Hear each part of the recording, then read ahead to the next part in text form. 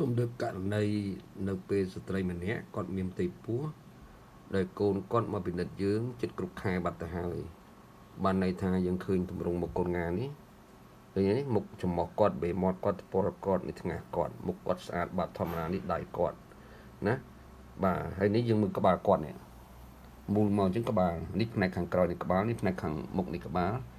នេះទឹកដក់ខួរក្បាលអញ្ចឹងទំហំទឹកដក់ខួរក្បាលគាត់ធំអញ្ចឹងអ្នកខ្លះគាត់អត់សូវបានចាប់អារម្មណ៍រឿងមកពិនិត្យអេកូនៅវ័យដែលតូចទេគាត់ចូលចិត្តគិតថាចាំកូនគាត់មើលភេទឃើញចាំអញ្ជើញមកណា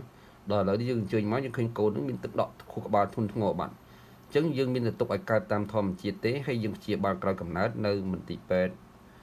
ក្រោយកំណើតនៅផ្នែកកុមារគឺការតនភៈបុប្ផាឬកុមារអង្គរឬក៏កុមារជាតិអីទីក្រុងភ្នំពេញដើម្បីយកកូនងាដែលកើតចេញមកហ្នឹងគេមើលអេកូទៅលើបង្ហើយខួរក្បាលគាត់ថា